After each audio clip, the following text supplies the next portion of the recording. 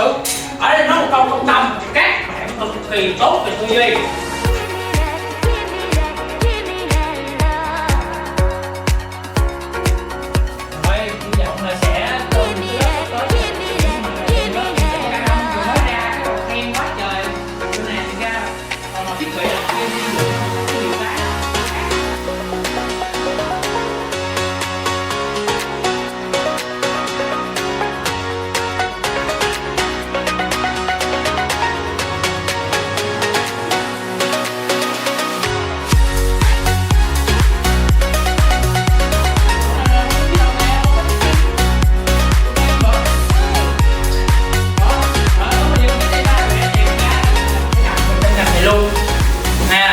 Đây là những đồng nghiệp bây giờ sẽ gặp nhau trên đường sống trong nghề á.